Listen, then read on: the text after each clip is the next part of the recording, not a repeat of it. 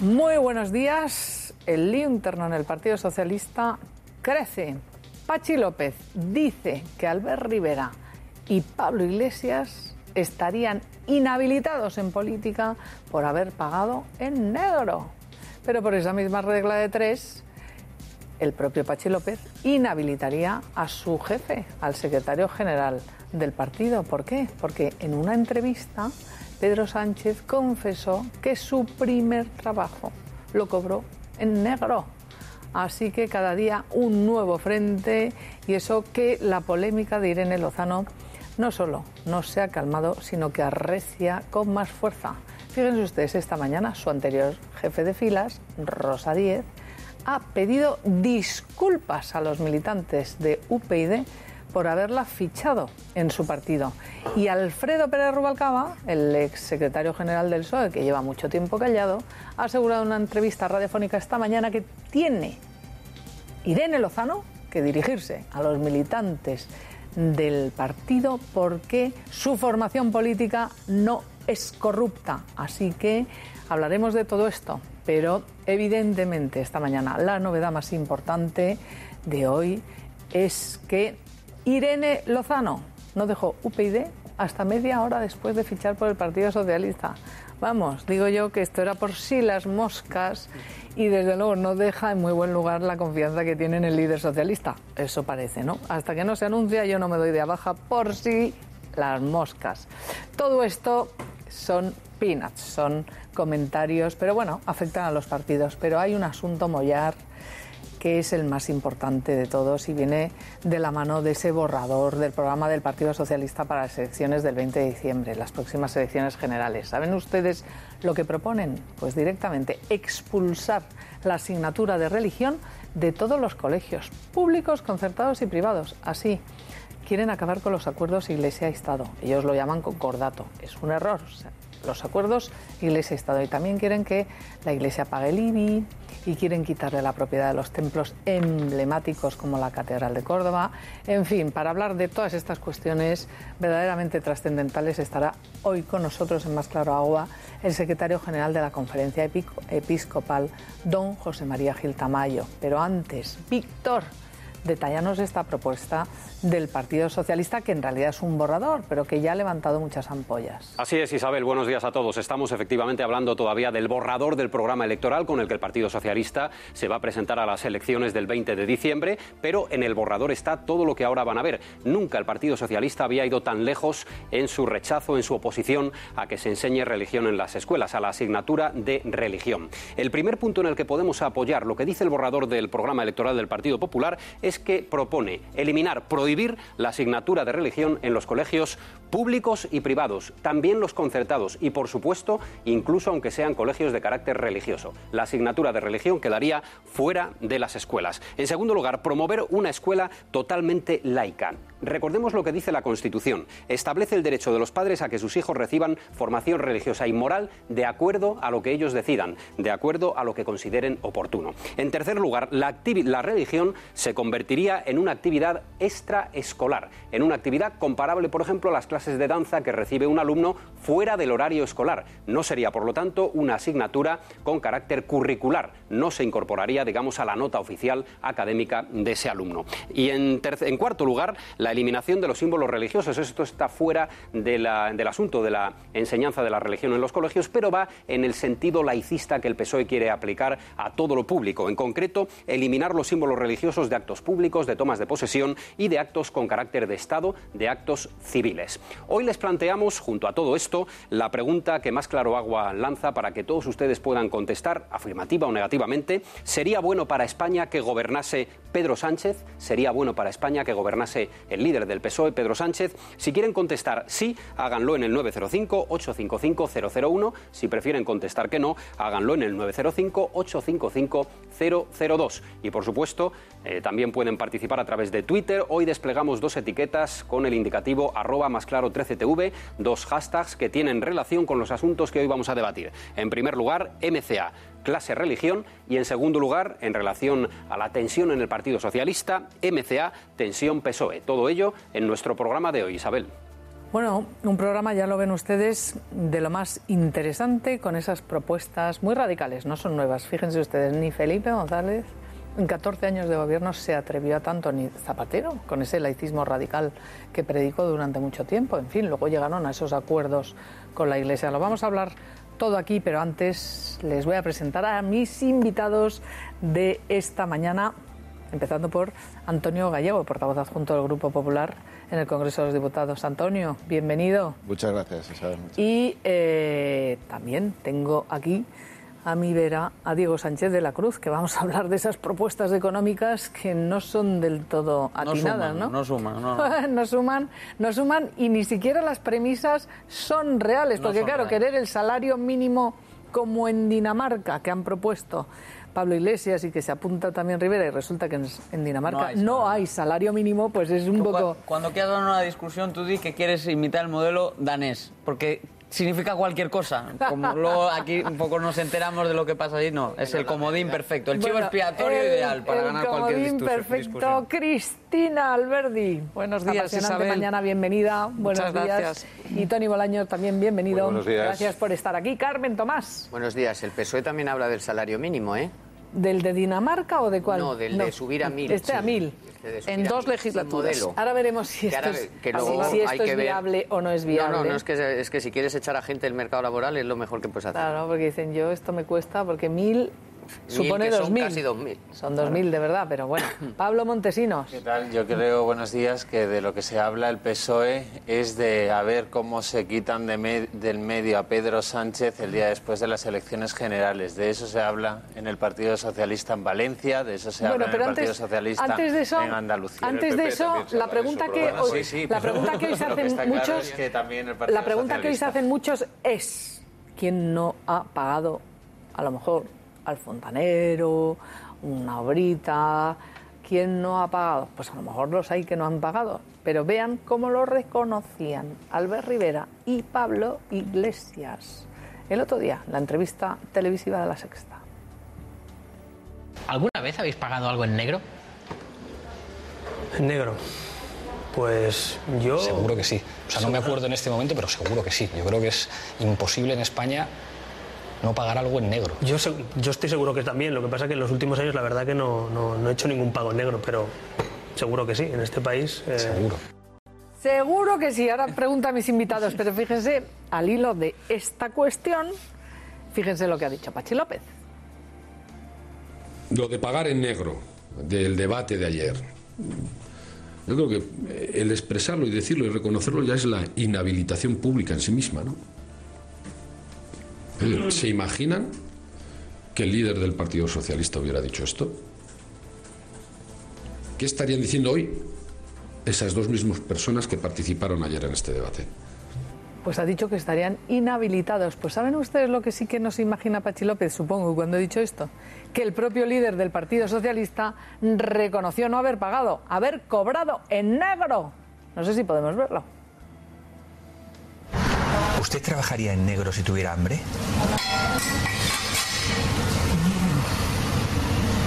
Yo te voy a hacer una confesión, cuando el primer trabajo que tuve me dieron parte en negro.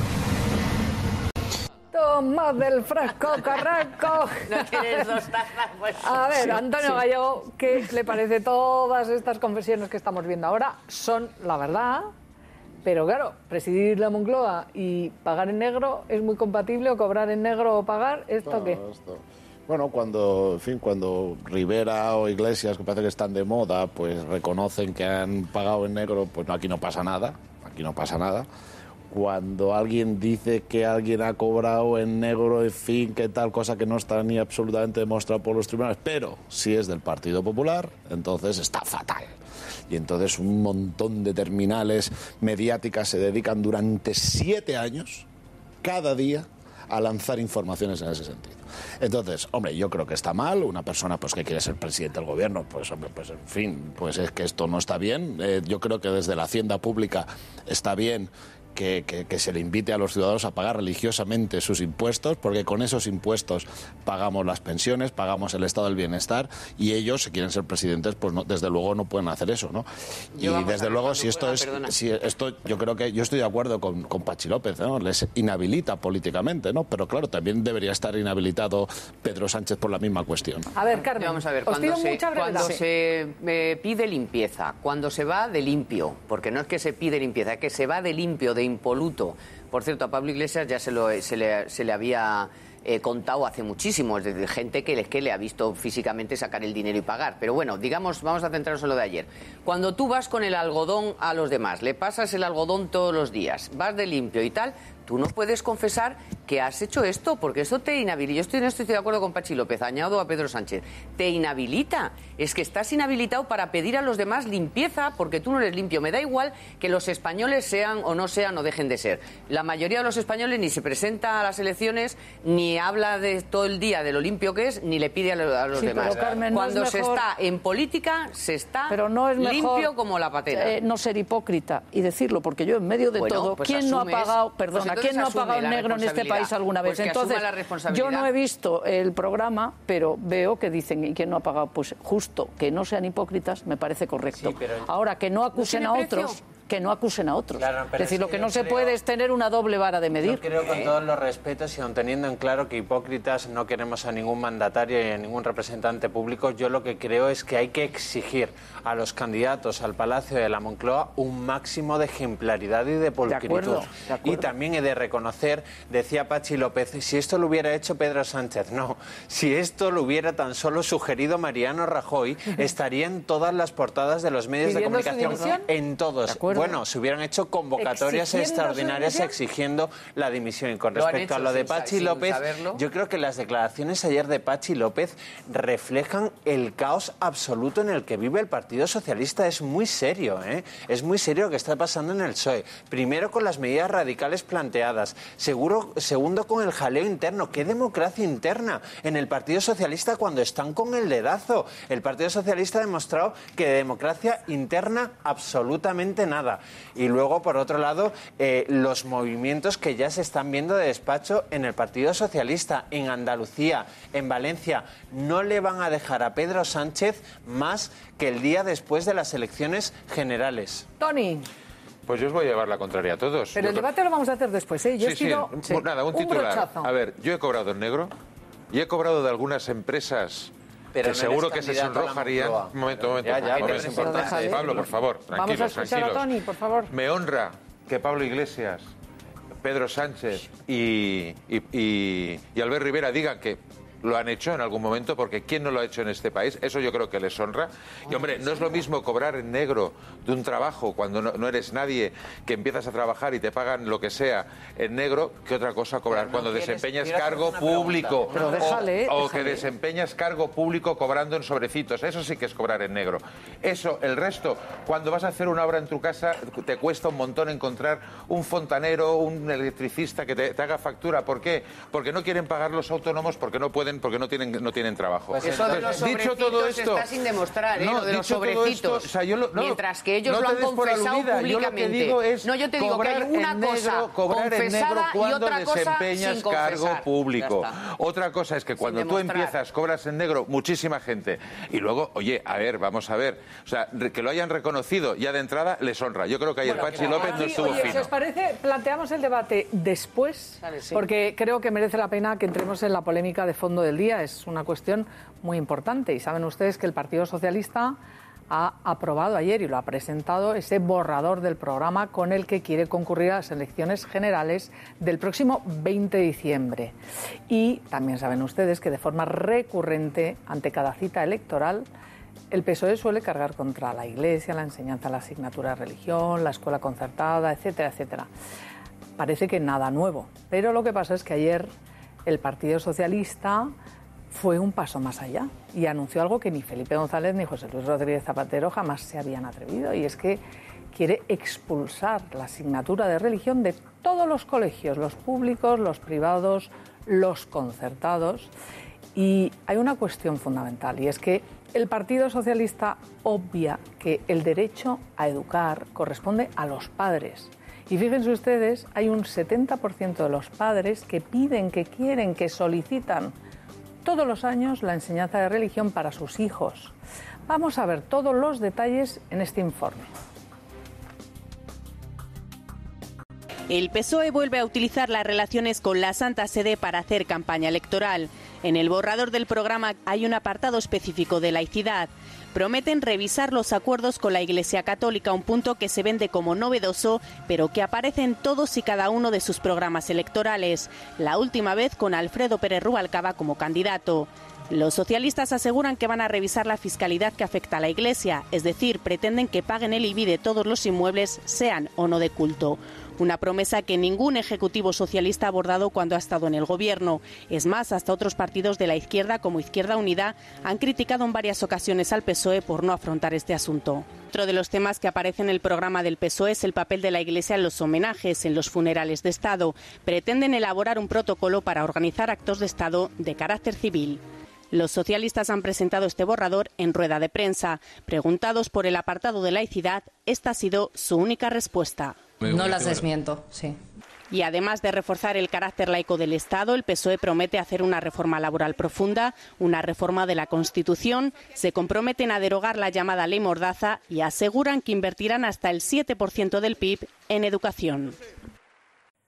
Bueno, pues está con nosotros don José María Gil Tamayo, que es el secretario general de la Conferencia Episcopal. Don José María, buenos días. Buenos días, un cordial saludo a todos. Bienvenido. La primera cuestión que nos planteamos todos es que el derecho a educar no corresponde al Estado, no corresponde a los gobiernos, es un derecho que corresponde a los padres.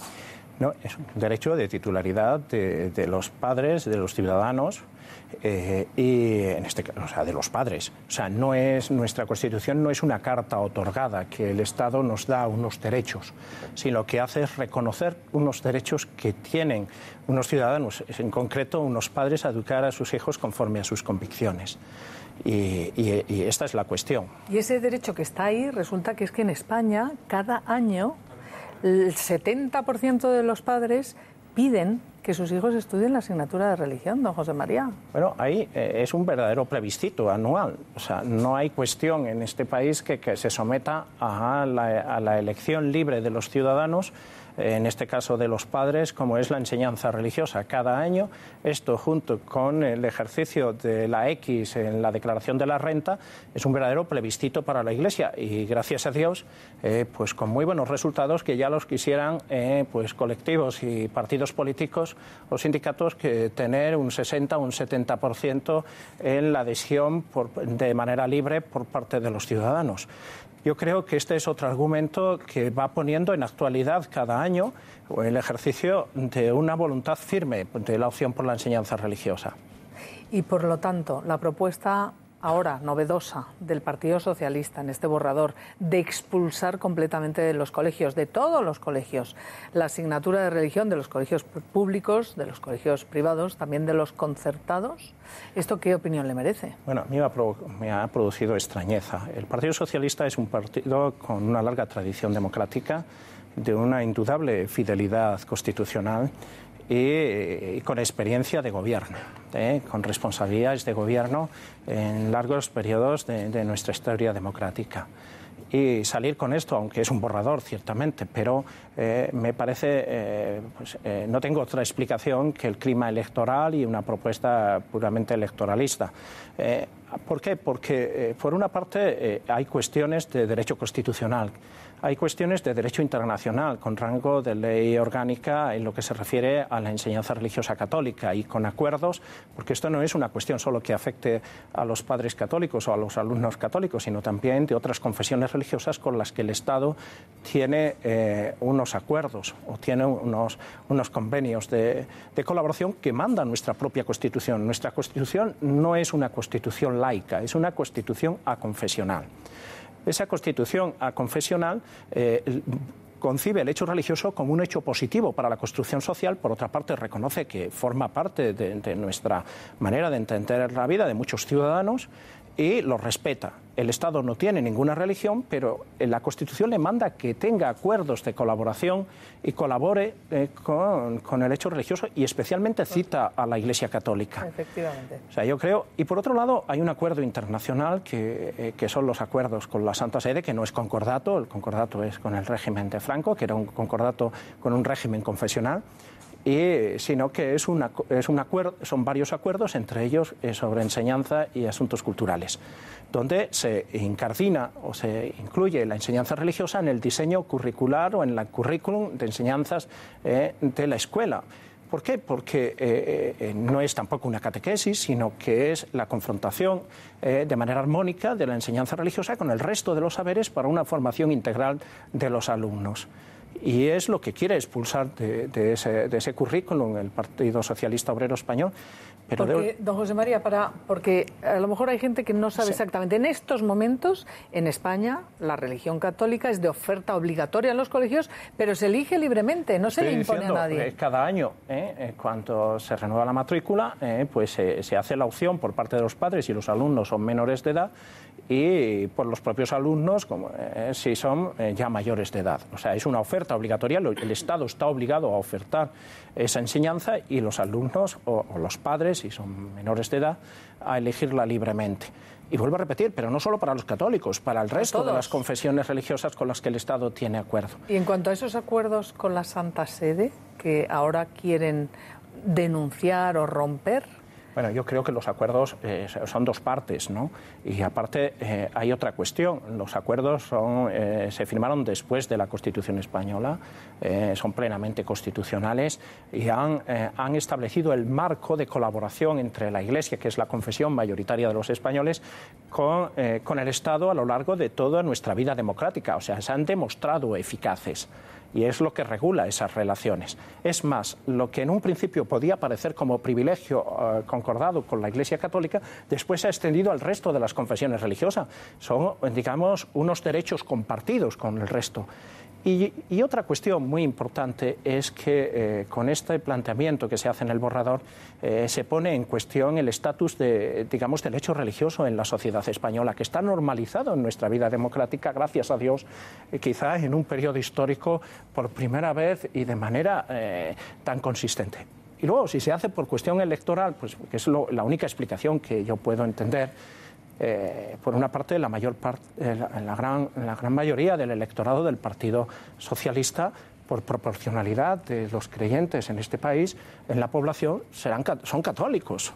O sea, oiga, está usted planteando una cuestión que afecta a sus votantes, que son católicos en su inmensa mayoría y que son padres que cuando matriculan a sus hijos lo hacen en la enseñanza religiosa, que fomenta valores de convivencia y del esto, y que después despliega la Iglesia en su acción caritativa y social. Porque aquí, hombre, la cuestión de fondo que me da la sensación es pretender reducir el hecho religioso, no solo la religión católica, al espacio de los espacios religiosos, quitarlos de la vida pública. Pero eso ya es una cuestión de fondo. Eso ya es una confesionalidad laica. Sí. O sea, mire, usted me quiere hacer volver a la confesionalidad, en este caso laica.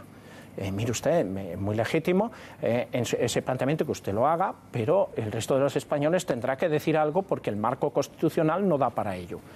Y sobre todo porque está afectando a derechos reconocidos en tratados internacionales a los que España se ha adscrito. Y en cuanto a la financiación de la Iglesia, a mí me choca porque en el año 2006, gobernando José Luis Rodríguez Zapatero, se llegó a un acuerdo de financiación con la Iglesia. Se financia prácticamente en su totalidad con el IRPF. Una tercera parte. O sea, y ahora quieren que se autofinancie. Vamos a ver, o sea, la gran parte, 2/3 partes, la Iglesia no la financia el Estado, punto primero. El Estado lo que se convierte es en un puro intermediario de la decisión que han tomado los ciudadanos en ese otro plebiscito del que le he hablado, que cada año, con una declaración que siempre es enojosa, o sea, a todos los contribuyentes hacer una declaración de la renta, pero ponen una X de manera consciente para la Iglesia Católica como la ponen para otros fines sociales y es compatible ponerla en ambas casillas. y está aumentando y sobre todo en épocas de crisis como las que hemos estado viviendo, ve que ayudar a la Iglesia, el ciudadano percibe que está ayudando a la sociedad. Lo que no se puede es disociar como si la Iglesia solo fuera la acción social y caritativa de la acción educativa.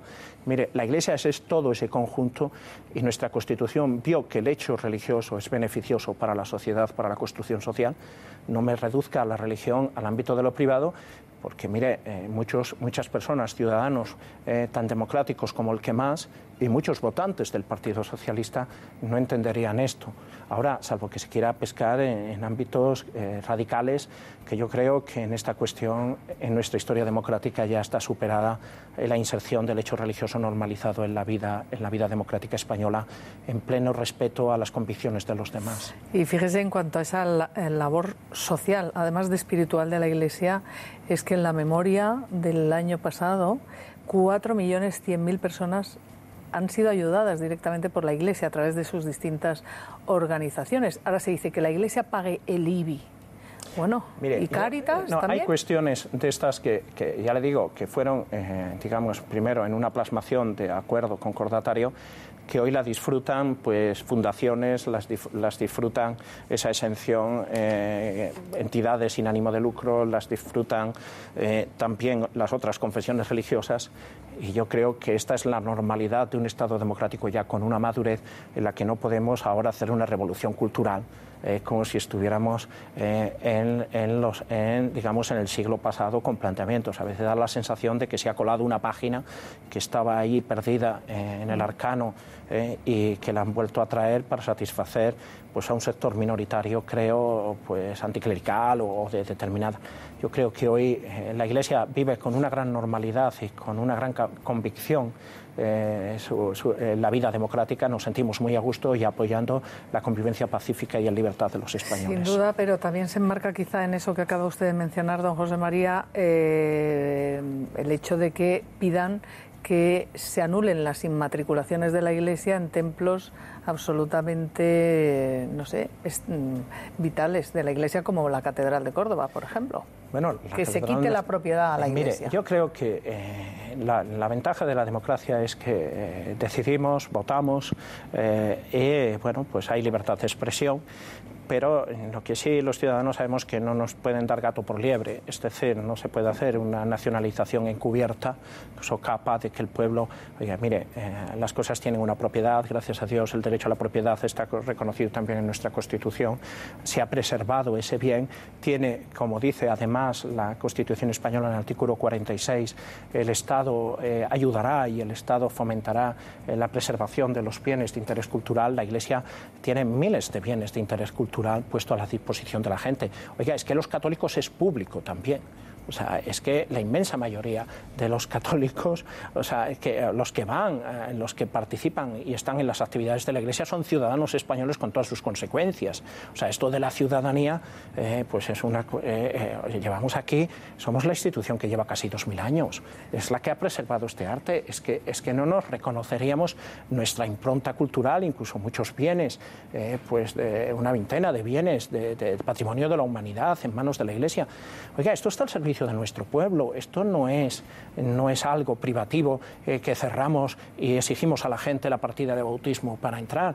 Esta es nuestra historia, este es nuestro pueblo. Estamos aquí y lo sentimos como propio y nos entendemos con ese aporte de sabiduría que la enseñanza religiosa pretende inculcar y que sabemos que no puede quedarse solo en la intimidad de las conciencias, sino que forma parte también del acervo cultural de nuestro pueblo y de la manera de entender nuestra vida. Pues si me permite, voy a presentar también a Rodrigo Pinedo y darle la bienvenida y las gracias por estar aquí, director de Medios de Comunicación de la Archidiócesis de Madrid. Rodrigo, esta polémica, no creo que sea una polémica en un vaso de agua, ¿no? Es la propuesta del programa del Partido Socialista. No sabemos si acabará en ese programa, pero ¿qué te parece? Bueno, yo creo, como muy bien decía don José María, al final se pone en cuestión nuestro modelo de convivencia. No es una cosa, pues no sé si quizá un globo sonda, si que acabará concretado en el programa. La realidad es que a lo largo de la historia nadie ha avanzado en esta dirección, porque creo que tenemos un modelo de convivencia que se ha demostrado bueno y positivo y que defiende precisamente, como bien decían, ¿no?, el hecho religioso en esa dimensión interna, pero también en la externa, por supuesto. Y la gente lo vive con absoluta normalidad, entiendo. Y a partir de aquí, no sé si queréis preguntarle al secretario. Bueno, yo sí que me gustaría, hay una cosa, vamos, ha sido clarísimo, la formación integral, la cultura española, nuestras señas de identidad. Es que hay una tradición, hay una historia. España es un país católico, culturalmente, y la mayoría de la gente, muchísima gente, es creyente aunque no practique. Y claro, esto hay que conocerlo. Yo he estado en el Partido Socialista y yo he estado con Felipe González. Y Felipe González ha sido una persona siempre muy respetuosa con la religión. En su etapa, disparates de este tipo no se plantearon. No quiere decir que hubiera algunos grupos que sí. ¿Los colegios concertados se introducen en España? Exactamente. Los colegios concertados. Es decir, que los colegios católicos, por ejemplo, tienen gente, 122.000 personas trabajando y atienden a más de 3,5 millones de alumnos. O sea, oiga, mire, si la Iglesia se cae en la construcción social, en el aporte a la sociedad, en sus instituciones, ¿qué sería sin la presencia en la sanidad? ¿Qué sería sin la presencia en la cooperación internacional de nuestros misioneros? ¿Qué sería sin la presencia en el ámbito educativo, con todo lo que eso supone de ahorro de más de 2,5 millones al Estado? Oiga, es que el padre que lleva a un hijo a un colegio concertado, en el que usted quiere ahora entrar mano para decidir, ese colegio que se ha puesto por una opción pues religiosa, como son las congregaciones, usted ahora quiere decir que la religión, oiga... Y lo que ha dicho respecto a la Constitución, los acuerdos de 1979 son posteriores a la Constitución. La Constitución establece un marco, y ese marco es un marco estable en un país democrático, en un país moderno y maduro. Y yo solo un tema que ha esbozado, pero que se echa en falta en el tema cultural. Es una pena la gente más joven, la falta de formación que tiene sobre la religión y las religiones. O sea, la historia de la religión es tan importante para la cultura, para la formación. Tú vas al Museo del Prado, al arte, a la música, está lleno. O sea, la religión ha inspirado verdadera creación artística. Todo esto parece desconocerse. O sea, es un error, a mi juicio, del Partido Socialista, pero gordo. Es una metedura de pata gorda. Yo creo que rectificará porque me parece que no es... El Papa Benedicto, entre las amenazas a la paz que hablaba y la convivencia, decía que había dos amenazas fundamentales frente al hecho religioso. Uno es el fundamentalismo, que ha hecho un daño y está haciendo un daño enorme al hecho religioso, porque quieren poner una visión unitaria de la sociedad y excluir a los demás. La Iglesia Católica no es fundamentalista. La opción de los cristianos y de los católicos en este país es en convivencia y en respeto exquisito a las convicciones de los demás. Hemos hablado de la elección libre de la enseñanza religiosa. Y nadie. Y el otro peligro es el laicismo, es decir, es poner una confesionalidad de absoluta asepsia en el ámbito público, en el ámbito educativo, en el ámbito de la cultura. Oiga, mire, es que no nos entendemos como seres humanos sin una referencia religiosa. Donde hay un vestigio de hecho religioso es la certificación de que hay un vestigio de humanidad. Y la contribución del hecho cristiano en este país y a la civilización, yo creo que es incuestionable. Rodrigo. No, bueno, subrayar lo que está diciendo, y yo precisamente en esa línea creo que es muy bueno poner el foco además en todo lo que ha sido lo que ha sido la Iglesia y lo que es para la sociedad. Yo siempre digo que hay que leer la memoria de actividades de la Conferencia Episcopal porque pone cara a todo lo que hace la Iglesia y donde iba, que todo esto, bueno, eso que yo es que creo que es más una moneda al aire o un globo sonda, pero no sé. Yo también participo de esa opinión. Como voy a abundar un poco en eso, han enseñado un poquito la patita, ¿no? En este PSOE de gente más joven, de gente que, pues, con algunas otras propuestas incluso los jóvenes son creyentes, más cercanas a los radicales, no, pero van como de jóvenes radicales, modernos, laicos, tal.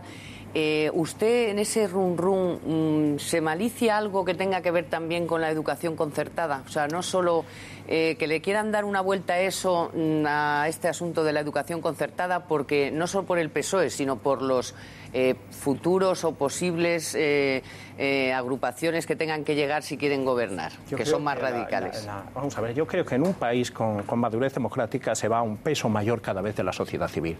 La educación concertada es un elemento de sociedad civil en el campo de la educación. en virtud del ejercicio de la libertad de enseñanza que existe y de los padres que deciden libremente la inscripción.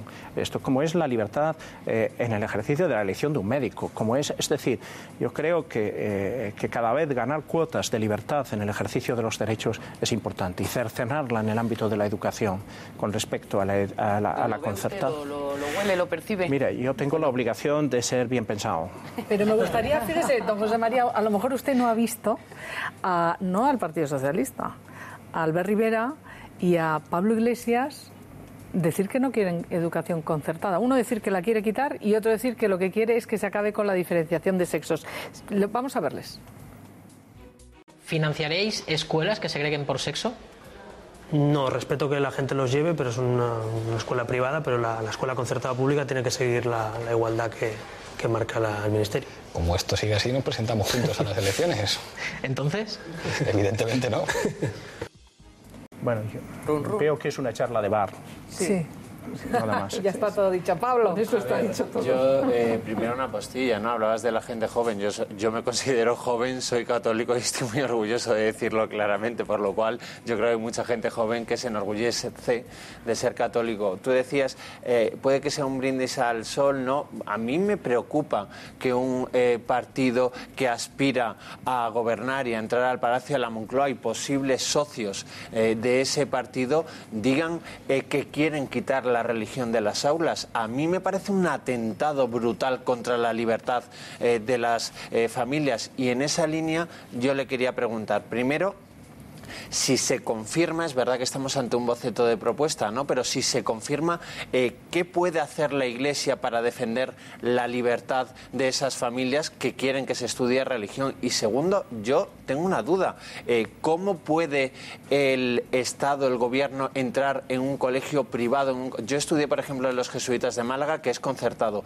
¿Cómo el Estado, el Gobierno, puede entrar y prohibir en un colegio jesuita y decir no se puede estudiar religión? Me parece algo tremendo, vamos. Bueno, aquí hay varias cuestiones. Yo creo que, pues han hecho esa propuesta, pero yo confío mucho en la capacidad de decisión y en la madurez de los ciudadanos, que son los mismos ciudadanos que inscriben a sus hijos en enseñanza religiosa. Y no es una cuestión, sino que ¿qué va a hacer la Iglesia? Pues defender este derecho, que es un derecho de los padres, que no es una cuestión de los curas ni de los obispos, sino que es una cuestión de derecho de los padres a educar de acuerdo con sus convicciones. Segundo, defenderlo para nosotros y para el resto de las confesiones religiosas. Yo creo que en esto estamos a una. Y tercero, pues queda la vía como se ha ejercitado cuando hemos visto que la regulación de la enseñanza religiosa, disminución de tiempo, no propuesta cuando es obligatoria la propuesta y la elección libre por parte de los padres, pues recurrir a los tribunales. Tenemos una gran confianza en el ejercicio de ese otro poder del Estado que es al que hay que recurrir. Nadie se puede tomar la justicia por su mano, y la libertad de expresión también para la Iglesia y de reivindicación de este derecho. Sin duda. Fíjese, don José María, que es verdad que aquí todos hemos expresado la voluntad de que fuera poco más o menos que un brindis al sol, algo de la campaña electoral, que luego las cosas siempre vuelven a su cauce, pero esta misma mañana el secretario general del Partido Socialista, Pedro Sánchez, mire lo que ha dicho. Nosotros siempre hemos considerado que en la LOMCE era un paso atrás el plantear la religión como una asignatura evaluable y en consecuencia susceptible de poder garantizar a un estudiante el acceder o no a una beca. Creo que es más importante el que la religión se pueda dar en el centro educativo fuera del horario escolar, y que en el horario escolar y en el currículo escolar lo que haya sean asignaturas como educación para la ciudadanía, educación que instruye, que educa a los estudiantes en valores constitucionales. Ahí lo tenemos, prefieren educación para la ciudadanía y sacar la religión. Es algo que ha insistido esta mañana. Yo creo que se entiende. Yo creo que lo que quiere es cambiar la enseñanza religiosa en el diálogo con el resto de los saberes por un catecismo laico. Sí, un catecismo laico de imposición y obligado cumplimiento, parece. Y yo quiero preguntarle ya, y para concluir esta entrevista, porque venimos del Domum, este domingo ha sido el día de las misiones, esos misioneros para la misericordia, y realmente, claro, hablamos de la labor de la Iglesia la acción espiritual y social en España, pero es que hay 13.000 personas, 13.000 misioneros españoles que también hacen mucho en el mundo y parece que es que nadie les da ni las gracias, ¿no? A veces los líderes políticos se olvidan de esa labor de la Iglesia. Bueno, a veces puede dar un cierto pudor el confesar que hay este gran grupo de españoles por el mundo, pues ejercitando y llevando la marca España, pero de la marca de la fe, que es la convicción profunda. Yo creo que son nuestros mejores embajadores y están en los escenarios más pobres, más desvalidos, con una verdadera cooperación internacional. Yo soy optimista en que la población española cada vez se ha ido percatando más de la labor, quizás por la propia tarea de los medios de comunicación que lo han acercado en ese cumplimiento del servicio social de la comunicación, la labor que hacen los misioneros. Yo creo que a veces, por desgracia, nos acordamos solo cuando han tenido que ser repatriados, como fueron los hermanos de San Juan de Dios y murieron, pero yo creo que nos hace sentirnos orgullosos. Lo único que hay que pedirle a Dios y a las familias que sean generosas también en que sus hijos sigan este camino, porque es la mejor manera y son nos llena de orgullo estos cristianos, estos hombres y mujeres, estas religiosas y religiosos, estos sacerdotes que están por todo el mundo, esos 13.000 haciendo tanto bien en nombre de Dios. Y sin duda marca España la buena. Don José María Gil Tamayo, de verdad muchas gracias por compartir estos minutos con nosotros, que creo que tienen preocupados a gran parte de la sociedad española y a las pruebas me remito, ¿no? Si el 70% de los padres quiere que su hijo estudie de religión, yo desde aquí lo que le pediría al Partido Socialista es que lo tenga en cuenta. Así que gracias por haber estado con nosotros y volvemos a lo que hay, pues las cosas, las menudencias de todos los días, la bronca en el Partido Socialista, ¿a cuenta de quién? De la tránsfuga que fichó por el Partido Socialista solo media hora después de que lo anunciaran. No fuera a ser que al final ese fichaje no fuera real, esto lo hemos conocido hoy. Vamos a ver lo que han dicho los interesados. El Partido Socialista lo que hace es abrirse, incorporar independientes que comparten con el Partido Socialista dos cosas. Uno, valores progresistas y dos, la opinión, la certeza, y eso lo dicen todas las encuestas, de que el único instrumento capaz de cambiar el país a partir del 20 de diciembre es el Partido Socialista. Irene Lozano, pues es verdad que ha habido momentos en los que ha criticado al Partido Socialista y en otros momentos ha coincidido con el Partido Socialista. Desde luego, a mí me parece que es una virtud del Partido Socialista abrirse. No es la primera vez que un independiente se incorpora a las listas del Partido Socialista y estoy convencido de que tampoco va a ser la última.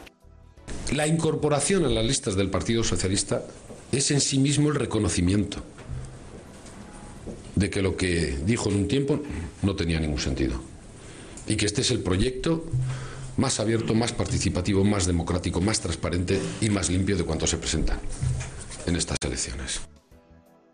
Algún dirigente del partido ha recomendado a Irene Lozano que se dirija a los militantes socialistas y yo creo que sería una buena cosa que lo hiciera. ¿Cree que debería pedir perdón? Que hiciera una referencia a los militantes socialistas, porque el Partido Socialista de hoy no es corrupto, el mío tampoco y el anterior tampoco. El PSOE no ha sido nunca un partido corrupto, nunca, jamás.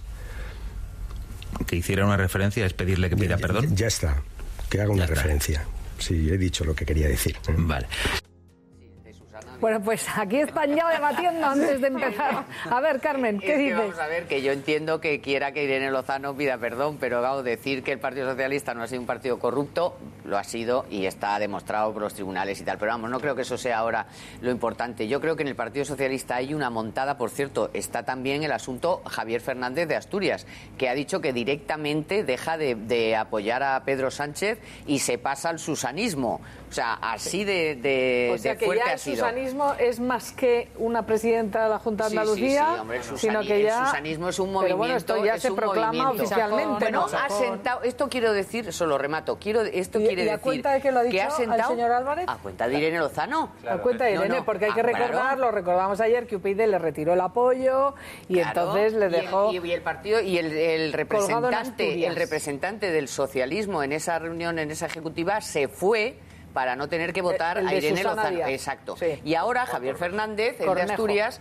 ha dicho que él también está con los que, vamos, que está contra Pedro Sánchez por esto, porque esto es totalmente un dedismo, no sé cómo se dice, un atropello además a los militantes del PSM que ya llevan encima una buena, o sea, Toni, pero esto esa más a más. Esta bola está creciendo y falta muy poquito para las generales. ¿Llegará Pedro Sánchez a las generales a este paso? Eso, por una cuestión de resignación de todos. De hecho, si os fijáis, Juan Cornejo, es cierto, y Pablo lo sabe mejor que yo, porque para eso sigue al Partido Socialista, no vota a favor de las listas y se ausenta de la reunión para no votar en contra de Pedro Sánchez. Eso fue el viernes por la noche.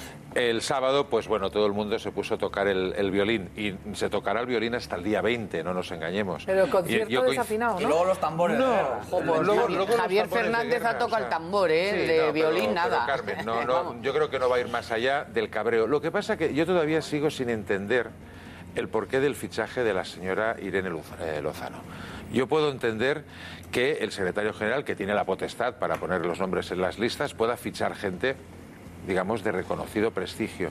Pero una persona que te ha roto las espinillas durante estos últimos años, y hombre, yo tengo mis dudas de cuántos votos va a aportar la señora Lozano al Partido Socialista, o sea, seguramente los de su familia y los de sus amigos, pero poco más allá. Pero fíjate, no lo entiendes tú ni mucha gente. Vamos a volver a ver a Pedro Sánchez explicando por qué fichó a Irene Lozano, y sobre todo, y luego Irene Lozano diciendo: la regeneración soy yo. Ya lo hablábamos ayer, ¿no? Yo soy como Garzón. Me fichan a mí porque eso es la prueba de que quieren regenerar al Partido Socialista. Vamos a ver a Sánchez. El Partido Socialista lo que hace es abrirse, incorporar independientes que comparten con el Partido Socialista dos cosas. Uno, valores progresistas, y dos, la opinión, la certeza, y eso lo dicen todas las encuestas, de que el único instrumento capaz de cambiar el país a partir del 20 de diciembre es el Partido Socialista. Irene Lozano, pues es verdad que ha habido momentos en los que ha criticado al Partido Socialista y en otros momentos ha coincidido con el Partido Socialista. Desde luego, a mí me parece que es una virtud del Partido Socialista abrirse. No es la primera vez que un independiente se incorpora a las listas del Partido Socialista, y estoy convencido de que tampoco va a ser la última. No es la primera, y no les quiero recordar cómo acabó el independiente estrella, que era el número 2 de Felipe González, Baltasar Garzón. ¿Cómo acabó aquello? A ver, Antonio Gallego, fichaje de independientes. Es que habla todo el rato de independiente. Hombre, Irene Lozano, yo la he visto, hay 4 años en el Congreso de los Diputados, de independiente no ha tenido nada, representa un partido político que es UPyD, como decía antes Toni, pues le ha roto las espinillas al PSOE y al PP y a todo lo que se ha puesto por delante, ha dicho que éramos la casta, que éramos todos lo peor y tal, en fin, y ahora resulta que ahora, porque como no repite, porque su partido UPyD está en vías de extinción, pues ahora resulta que va y lo ficha el PSOE y la chica sigue en el momio. En medio se ha querido ir a otro y le ha dicho bueno, que aparte, efectivamente. Una pregunta técnica de ética, no digo periodística, pero política.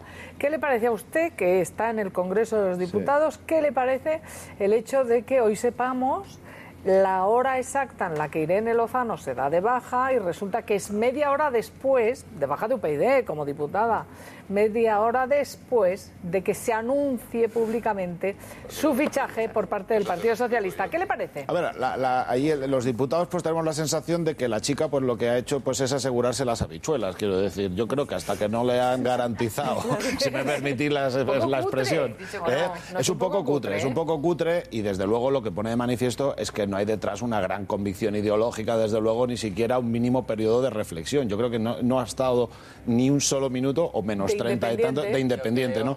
Y quiero decir, en fin. Entonces técnicamente ha sido tránsfuga, porque estaba en el PSOE, estaba en UPyD y se fue a... ¿Estaba en UPyD o no estaba en UPyD? Pero Isabel, esta chica ha hablado mucho, por ejemplo, también de las puertas giratorias, ¿no? Es que yo creo que es el exponente de la puerta giratoria, ¿no? Y yo en el PSOE, pues yo tampoco entiendo la política del PSOE, ¿no? Parece, yo todo lo que estoy viendo de las listas del PSOE, es más difícil encontrar a uno del PSOE que bueno, pero dejadme matizar. Jurídicamente no es tránsfuga, pero políticamente lo es en toda regla, porque su mochila no la suelta hasta que no tiene el fichaje. Quería decir una cosa sobre el fondo de la cuestión. A mí me parece que lo que está... Y estos son los que piden primarias, ¿eh? No, claro, y ahí va a ir alineamiento. Yo lo que demuestra... Es que es un cúmulo de incoherencias absolutas. Lo que creo que demuestra, es una situación enormemente delicada del Partido Socialista. Lo vivido este fin de semana en el Partido Socialista demuestra a mis ojos dos cosas. Primero, el dedazo que tanto han criticado en el Partido Socialista, el dedazo de Pedro Sánchez, es el peor de todos, porque él, sin consultar a las estructuras de las formaciones políticas, así se confeccionan las listas. Tú te reúnes, por ejemplo, con Asturias, te reúnes con Valencia, te reúnes con Cataluña e intentas hacer una confección de las listas, bueno, consensuada. No, aquí el dedazo de Pedro Sánchez dice Irene Lozano y Madrid dice, pues no, Irene Lozano no, y se monta un pollo de proporciones colosales. Es decir, dedazo de Pedro Sánchez y nada de democracia interna. Y este señor daba lecciones. Y segundo,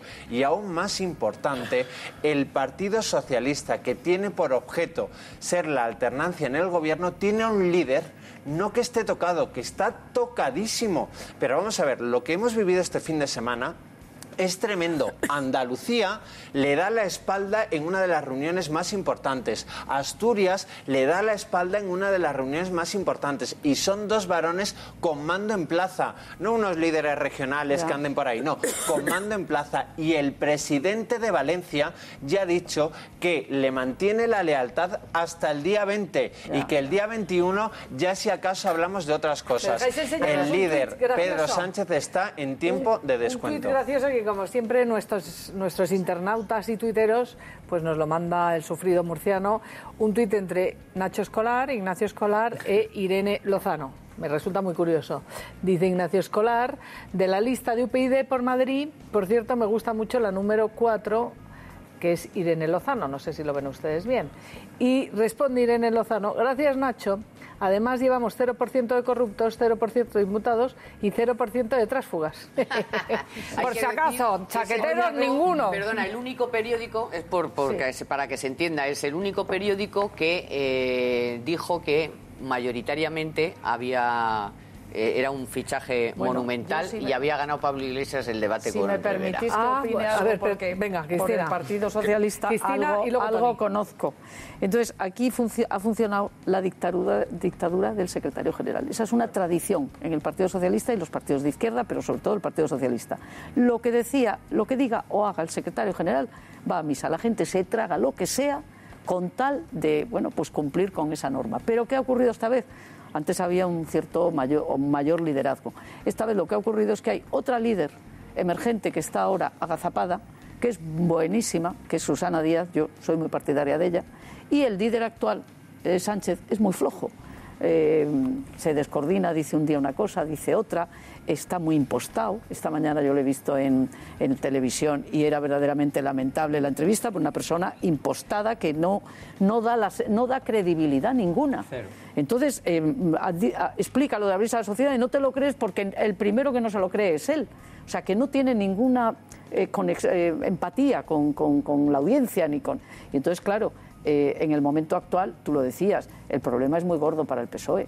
El problema es muy gordo porque no tiene respaldo de secretarios generales importantes y están esperando a que se dé el batacazo el 20 de diciembre y una vez que se dé el batacazo se abren las... Es que son los actores clave del Partido Socialista. Asturias y Andalucía, Isabel, es que son los varones que tienen verdaderamente peso, los que están discutiendo ya antes de las elecciones generales el liderazgo de Pedro Sánchez. La reunión del sábado, cómo no se miraban, cómo no se saludaban, cómo cada uno se iba por su lado.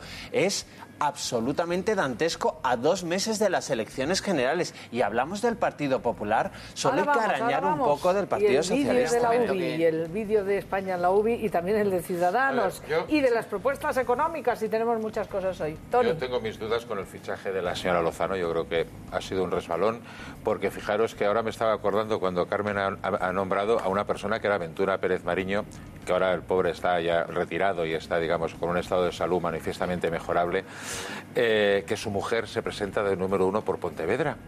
Pero esta señora, defensora del pueblo de la ciudad de Vigo, o sea, una persona muy vinculada, no ha habido ni un solo problema con su designación como cabeza de lista siendo independiente, igual que tampoco lo hubo con Pendura Pérez Mariño, que como mínimo fue leal y no como otros que eran independientes que iban en esa lista, como Garzón, que comentaba antes Isabel.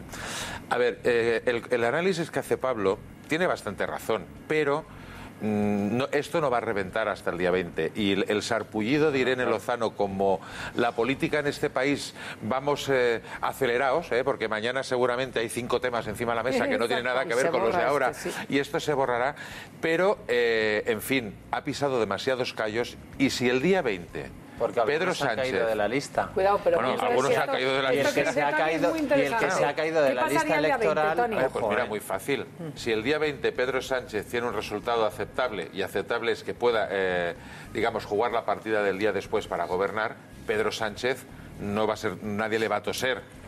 Como no tenga un resultado aceptable, que quiere decir que no pueda gobernar ni nada que se le parezca, bueno, la ensalada de tortas, iba a decir otra cosa, pero no me parece adecuado, la ensalada de tortas, vamos, está más que garantizada.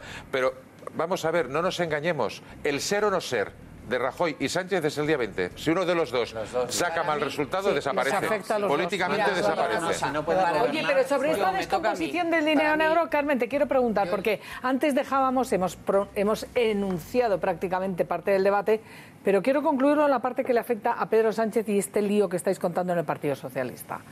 Esto de que Pachi López diga que están inhabilitados Ciudadanos y Podemos, sus líderes, o sea, Albert Rivera y Pablo Iglesias, por reconocer que habían pagado en negro. ¿Sabía Pachi López que su líder, actual líder, Pedro Sánchez, había confesado en una entrevista, lo vamos a volver a ver, que él había cobrado dinero negro cuando empezaba a trabajar? Vamos a ver lo que ha dicho Pachi López y vamos a ver cómo reconoce Pedro Sánchez que ha cobrado en negro. Lo de pagar en negro, del debate de ayer, yo creo que el expresarlo y decirlo y reconocerlo ya es la inhabilitación pública en sí misma, ¿no? ¿Se imaginan que el líder del Partido Socialista hubiera dicho esto? ¿Qué estarían diciendo hoy esas dos mismas personas que participaron ayer en este debate? ¿Usted trabajaría en negro si tuviera hambre?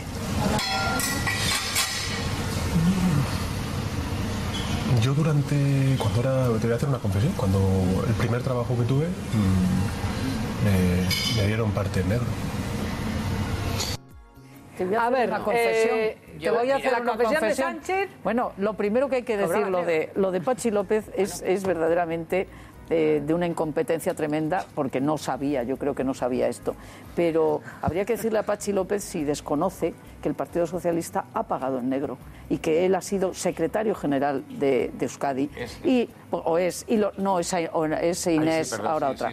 Y que un secretario general tiene que conocer ahora, no. Yo creo que ahora el partido actual no está. Pero que eso del negro ha existido años atrás. Y lo hemos sabido los militantes y lo ha sabido todo el mundo. Y es una práctica que tenían todos los partidos, desgraciada, pero que ahí está. Entonces, eso unido a que no sabía lo de Pedro Sánchez, el contraste es tremendo. A ver, Carmen Tomás, si el PSOE de Andalucía me estás diciendo a mí ahora que es limpio, que no le paran de sacar, porque ya no estamos hablando solo de los ERE y de los cursos de formación, que puedes decir, viene de hace 5 años y se está investigando. No, lo de Alnalcóllar es nuevo, lo del Jeremy es nuevo. Nuevo, o sea... Lo de Jeremy viene de atrás. Bueno, que me digas que el PSOE no puede ser el adalid de la transparencia. Entonces... Si lo sabía, malo, y si no lo sabía, peor. A mí me parece que si un político, si le estamos exigiendo a los políticos y entre ellos mismos se exigen la pureza y la limpieza, y le estamos diciendo a Zapata que cómo pudo decir hace 3 años que los judíos tenían que estar quemados en un cenicero. Es otra cosa. Oye, vamos a ver, estamos hablando del currículum de las personas. Si tú exiges, oye, tengo yo la palabra un momento. Y cobras un salario negro. Bueno, pues tengo yo la palabra. Y quieres dedicarte a la política, tienes que estar limpio, perdóname que te diga. Limpio, igual que pasa en otros países. Mira, déjame que te haga un ejemplo. Por ejemplo, la alemana ministra que cuando hizo la tesis resulta que había copiado.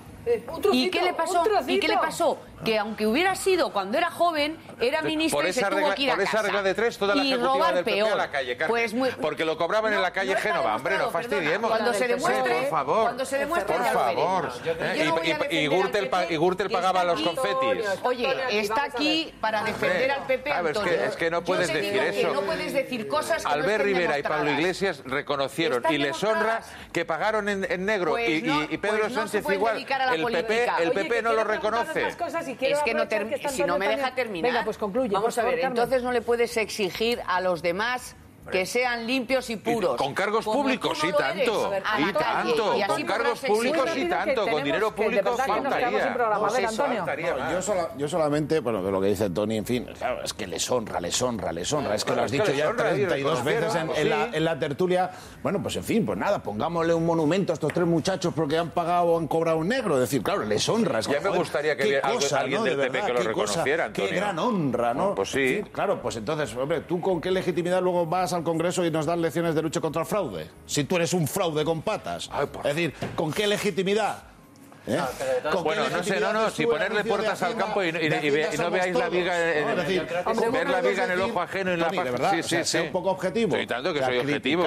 Ya sé que vais con el piloto automático de criticar. No, hombre, no, yo no voy con ningún piloto, Sé un poco Antonio. equilibrado. Yo voy con mi piloto. Sí, pero sé un poco equilibrado. O sea, no puedes estar criticando sistemáticamente al PP todos los días de los últimos 6 años y resulta que ahora estos 3 líderes... No me compares cobrar dinero negro con el caso Gürtel, Brugal y no sé cuántas cosas más. Hombre, no es lo mismo. Reconocen implícitamente que no pueden dar lecciones en la lucha contra el fraude. Oye, que me gustaría avanzar porque quiero... Oye, hemos aquí... Bueno, la que le ha caído al Partido Popular, la del pulpo, con ese vídeo de España en la UBI ahí, ¡buah! Y tal, sacándole el ataque cardíaco, ¡buah! Todos suspirando, y hemos descubierto que no solamente no es un vídeo ahí en de los mares que se les había ocurrido una campaña, no, en América, antes, en el año 2008, Ciudadanos hizo un vídeo muy parecido. Y yo les digo, vamos a verlo, porque vamos a comparar los 2 vídeos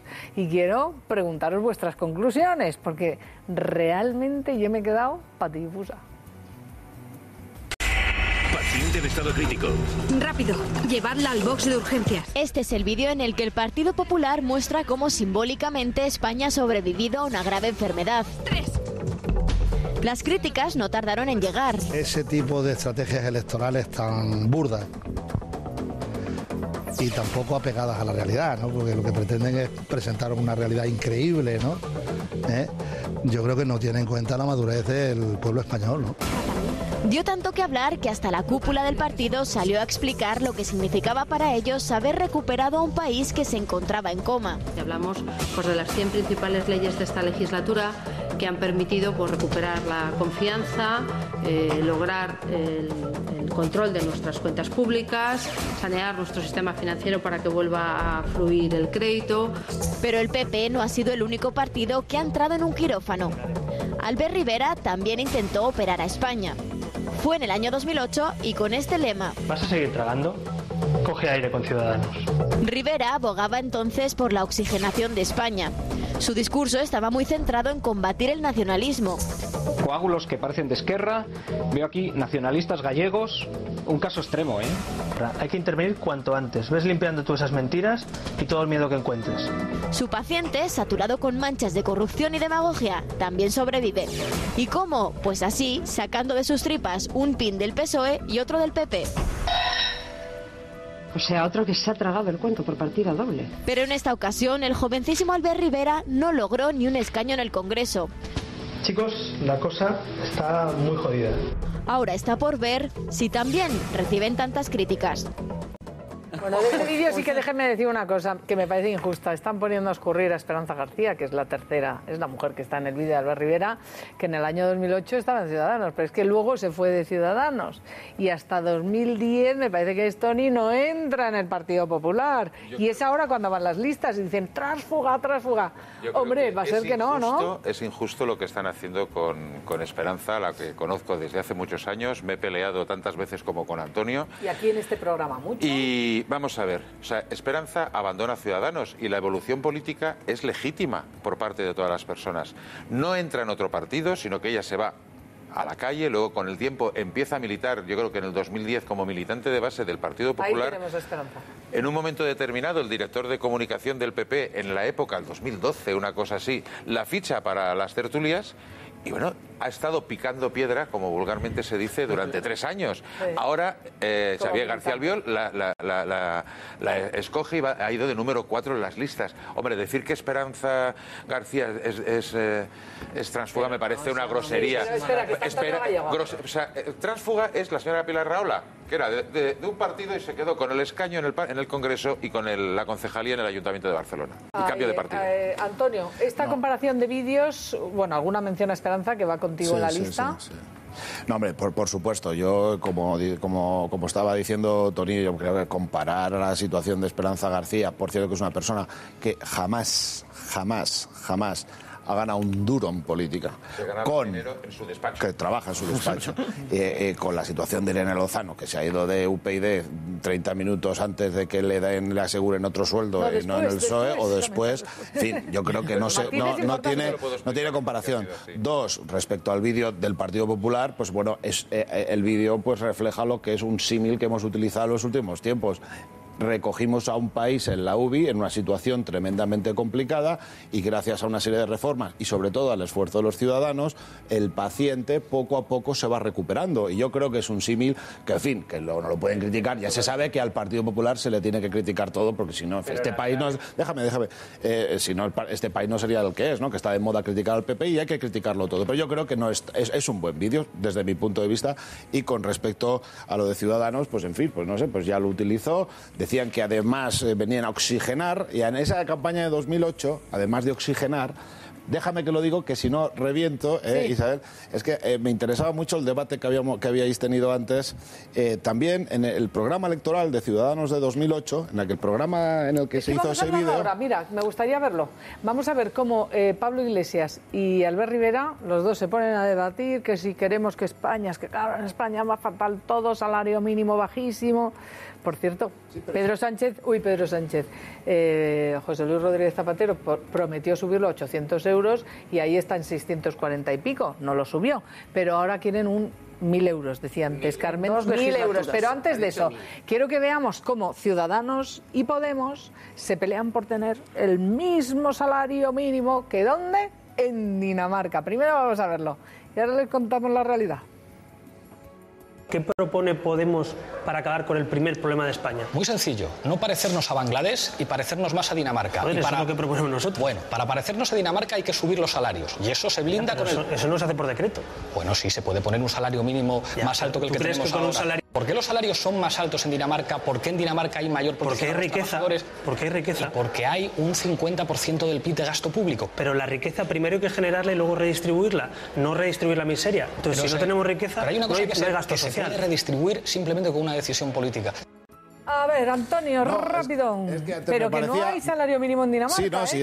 Mira, de esto hablamos precisamente la semana pasada en el Congreso y el Partido Popular pues ya manifestó, ya más defendí yo su posición. Pero sí que en el 2008, en el programa de Ciudadanos, cuando hicieron ese vídeo, hablaban de algunas cosas que hoy se han hablado en la tertulia. En el programa, en su página 34, hablaba de la escuela pública laica, Ciudadanos. Ciudadanos hablaba de la interrupción voluntaria del embarazo. Hablaba de la eutanasia pasiva o activa, página 52 de su programa. Hablaba también Ciudadanos de la regulación de la prostitución, de la legalización del cannabis. Este es el programa electoral de Ciudadanos de 2008, cuando hicieron ese vídeo. Y de la revisión del concordato entre España y la Santa Sede. Y entre algunos otros aspectos, porque como antes se hablaba de esta cuestión, decía, eliminaremos la inclusión de las ceremonias y ritos religiosos de todos los actos protocolarios del Estado, además de sacar la educación de la religión de la educación. Es decir, es que Ciudadanos también hablaba de esas cuestiones y como hemos empezado el programa hablando de estas cuestiones, pues me parecía interesante recordar qué piensa Ciudadanos de estas cosas. Perdona, ¿lo sigue manteniendo a día de hoy? No sé cómo cambian de programa cada 15 minutos. Pero habría que saber si a día de hoy lo mantiene. Hasta el 7 de noviembre no va a presentar esa propuesta en Cádiz. Carlos, Pablo. Es que quieren pactar y están tratando de pactar, o por lo menos parece que van a pactar el Partido Socialista y Ciudadanos. A ver, Diego Sánchez de la Cruz, sobre estas cuestiones económicas que... Hombre, a ver... Yo ya te he dicho al principio del programa, si quieres ganar una discusión... no hace falta irse a los cerros de Úbeda, hay que irse a los cerros de Dinamarca, ¿no? Porque es apelar a Dinamarca, ya se supone que has ganado cualquier debate. El problema es que se puede apelar a Dinamarca y no tener ni puñetera idea de lo que estás hablando, que es lo que nos estamos encontrando últimamente en la política española. A ver, ¿por qué? Vamos a ver, el mercado laboral danés es tan flexible que el liberal, neoliberal como nos llaman también, capitalista más codicioso del mundo, estaría encantado. Lo que no me queda claro es cuando veo a un comunista como Pablo Iglesias defender a ese mercado tan liberalizado, de los más liberalizados del mundo, la tremenda ignorancia que tienen de lo que están hablando. Tampoco es que Albert Rivera le corrigió. O sea que me parece que tanto uno como otro están montados en el mismo populismo laboral de evocar a Dinamarca como una especie de modelo perfecto para lo que les conviene. Pues vamos a ver, ¿qué sucede en Dinamarca? En Dinamarca, la flexibilidad de la que yo hablaba es tal que en Dinamarca no hay indemnización por despido. No está regulado ningún tipo de indemnización por despido. Entonces, cuando a usted le echan de su trabajo en Dinamarca, si usted ha llegado a algún tipo de acuerdo privado, puede que cobre alguna indemnización. Pero si no, no hay ningún tipo de regulación ahí como sí tenemos en España. ¿Quiere decir esto? No hay regulación, no hay salario mínimo. Y eso es, no hay salario mínimo. Y vamos a lo que proponen ellos de sueldos, la renta básica, a ver qué tenemos aquí. Mucha tela que cortar. Que merece la pena verlo. Vamos a verlos. Venga. ¿Mantenéis lo de la renta básica? ¿Cómo lo vais a pagar? Y con la renta básica nosotros decimos, ¿se puede aplicar una renta básica en un año? No. Pero podemos acercar las rentas mínimas de inserción que ya existen, a los salarios mínimos, sí. ¿Puede haber un plan de choque contra la pobreza? Perfectamente. Sumando y restando 115.000 millones de euros, yo no los puedo... O sea, 7.000 millones prometimos nosotros con la complemento salarial y me parece que hay que demostrarlo. 115.000 millones es una burrada. Fíjese lo que ha dicho a los sueldos públicos. Pues vean lo que dijo aquí ayer Beatriz Talegón, que aseguró que en conversación con Pablo Iglesias le dijo esto.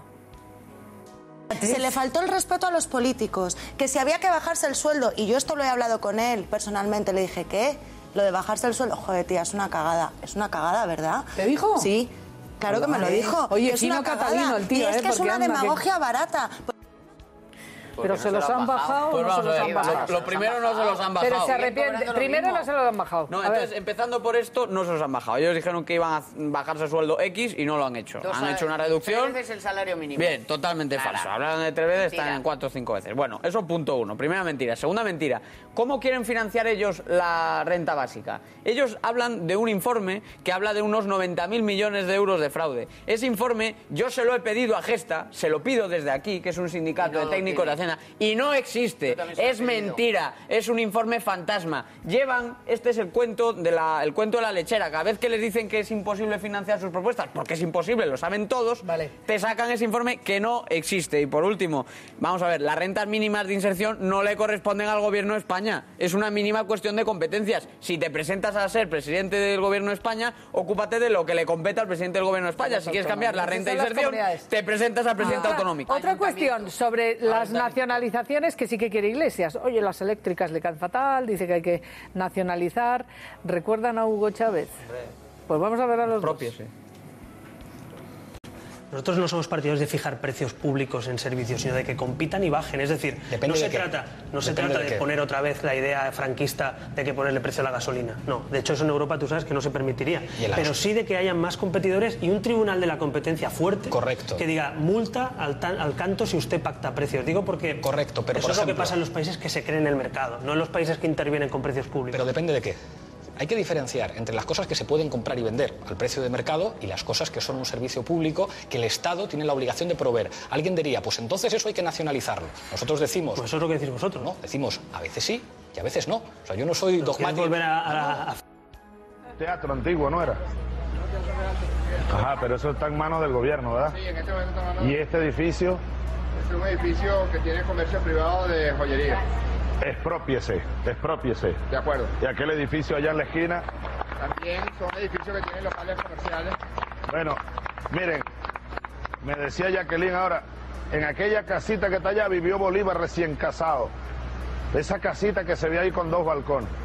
Y ahí lo que están en unos negocios. Exprópiese. ¿Cómo no, presidente? ¿Este edificio aquí cuál es? También es un edificio que tiene locales comerciales.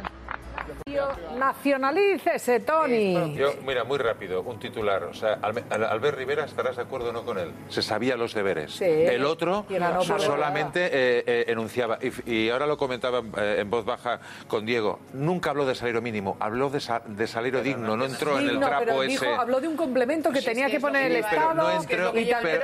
Es diferente, pero es diferente. Un complemento salarial. Sí, que no deja de ser una renta básica ilustrada. Todos hablaron de subidas de impuestos, incluido el Partido Socialista. O sea, son jóvenes pero antiguos. Hasta Rivera en el vídeo dice, nosotros, dice Rivera literalmente en el vídeo, dice, nosotros proponemos un complemento salarial que tendría un impacto de 7.000 millones. Y dice, y ya es difícil de demostrar.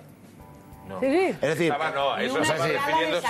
estaba refiriéndose a la renta básica. Diego concluye que quiero que veamos al Kichi riéndose de algo horrible. Por rematar, a Albert Rivera le debe gustar entonces lo que ha hecho el Tribunal de la Competencia, porque ese tipo de multas a las que él apelaba se acaban de sancionar hace poco. Entonces, esta idea, yo creo que es peligroso presentar la idea de que ahora mismo no existe ningún Tribunal de la Competencia en España, porque sí que existe. Entonces ahí creo que estuvo muy bien Albert Rivera en comparación con Pablo Iglesias, pero eso no quita lo cual para lo que estamos diciendo, que esa multa ya se dio. ¿Queréis ver a Kichi, el alcalde, al señor González, alcalde de Cádiz, riéndose de cómo un ciudadano se mete insulta gravemente a la Guardia Civil? Vamos a verlo. Mucha droga, mucha hija de puta, la policía atacando siempre, la nevera vacía, ni trabajo, ni nada. La metadona para pensar. Yo me cago en los muertos de la Guardia Civil y de la policía. Adiós, capitano, os quiero. Y la risita de Kichi. Es una auténtica barbaridad. Es que el problema de todo esto es que si le pasa algo al alcalde de Cádiz, si el alcalde de todo esto es que si le pasa algo al alcalde de Cádiz, si el alcalde...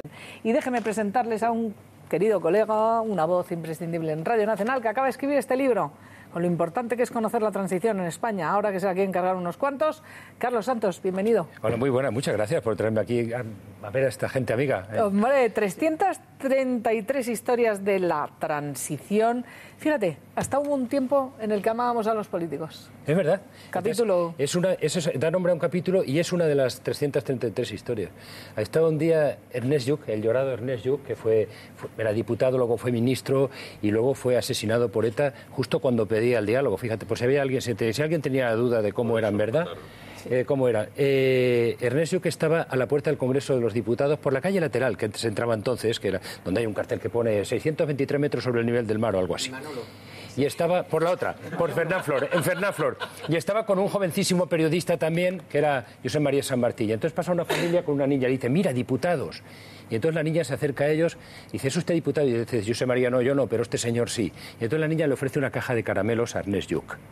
En aquel tiempo amábamos a nuestros políticos. Fíjate, lo mismo que ahora, Carlos. ¿Por qué has escrito este libro? Hacían cosas interesantes, porque hacían cosas interesantes, porque respondían a los intereses de los ciudadanos, porque supieron entender lo que aquella sociedad necesitaba. Tuvimos unos líderes a la medida de las necesidades históricas de la sociedad. Sin duda, y cambiaron una España, trajeron una democracia, y todo esto hay quien quiere tirarlo por los aires. Por ejemplo, Suárez y Carrillo. Para mí, uno de los episodios esenciales de este libro, donde yo mezclo dos planos de realidad. Uno, el de la calle, porque yo era un chaval, pero estaba ya ejerciendo como periodista, pero seguía andando por la calle. Lo sigo haciendo ahora, Pero y están los dos planos. Está mirado desde cómo se vivió en la calle esa transición que no se hizo en los despachos, que se hizo en los cuarteles, que se hizo en los altares, que se hizo en las salas parroquiales, que se hizo en los bares, en las camas y en las montañas también, los grupos que salían con chiruca y cumbayá, como decían en Cataluña, ¿no? Era una canción religiosa y un calzado deportivo. Se hizo en todas partes la transición, y hasta en la cárcel, porque había gente que estaba en la cárcel. Se hizo en todas partes, pero se hizo también en un plano institucional. Y hay un momento en el que Santiago Carrillo y Suárez se reúnen durante 5 horas en un chalet de José Mario Armero, presidente de la agencia Europa Press, en la clandestinidad. No era legal todavía el Partido Comunista. Suárez era un recién llegado al gobierno y se reúnen. No lo sabía nadie. Los que lo sabían no les acababa de hacer gracia que se reunieran. Y en esas 5 horas no pactan nada, pero se miran, se toman la distancia y deciden fiarse uno del otro y deciden pactar. que eso quiere decir que deciden ceder. Y todas las partes cedieron, porque como ahora se explica en las escuelas de negocios, pactar y negociar significa ceder. Lo importante de un pacto es lo que se cede, no lo que se consigue. Y todas las partes cedieron. Y aquel país cambió. Y quienes venían de hacer una revolución se convirtieron en demócratas. Y quienes venían del fascismo puro y duro se convirtieron en demócratas. Y eso fue lo que ocurrió. Y se construyó una democracia, que no es que sea una democracia, sino que es una de las 10 o 12 democracias que mejor funcionan en la Tierra. Y estas 333 historias de la transición, ¿en qué te has basado? ¿En anécdotas que dices tú personales? ¿Has recuperado personajes? ¿Has vuelto? Algunos están vivos. ¿Has vuelto a hablar con ellos? ¿Les has comentado que salen aquí? Para el libro no. Yo he recuperado. Hay dos planos. Uno, tú sabes que yo tengo las libretas estas que bautizó Carlos Herrera como la libreta colorada cuando empezamos en la radio, cuando empecé con él en la radio. Y yo guardo mis libretas desde 1978, que es el año que empecé a trabajar de manera continuada en el periodismo. ¿En serio? ¿Qué dicen los jóvenes ahora? Las conservo todas. Entonces está ese plano. Entonces, para hacer este libro no he recurrido a fuentes políticas, que ya va bien de fuentes políticas al cabo de 38 años en el oficio. He recurrido a 54 personas de mi universo afectivo. Desde mi hermana o mi madre hasta José María Íñigo, con quien trabajo, o Javier Sádava, con quien voy a los viajes con Radio Nacional. O sea, compañeros, gente a la que quiero y que me quiere y que les he pedido que me presten sus recuerdos para que yo haga con ellos lo que quiera. El libro lo presentaste ayer, lo presentaba Ruiz Gallardón, si no me equivoco. Estaba Ruiz Gallardón, estaba el capitán Ray Lane de la UMD. Sí, hombre, Fernando. Estaba Manuel Campovidal, hablando de la sociedad civil, porque esto tiene que ver con el papel de la sociedad civil. Estaba uno de los grandes genios de todos los tiempos, Forges, y tenía que estar Cristina Almeida, pero estaba en la cama con un gripazo de aquí te espero. Bueno, pues enhorabuena, Carlos Santos. 333 historias de la transición. A ver si tiene buena acogida y la gente se vuelve a empapar. ¿Cómo que nos sí tiene? Tenemos que ir. Este es el libro ya. que los hijos les regalan a los padres para que recuerden y los padres a los hijos para que se enteren. Bueno, pues ahí lo tienen. Vamos a ver ahora la pregunta que le hacemos a nuestra audiencia, que les hemos hecho esta mañana. ¿Sería bueno para España que gobernara Pedro Sánchez? Pues el 87,1% de nuestra audiencia dice que va a ser que no. Gracias por opinar, por estar ahí. Gracias a todos. Y ahora no se pueden perder a María Pelayo y Marian Viñas porque empieza Al Día. Hasta mañana.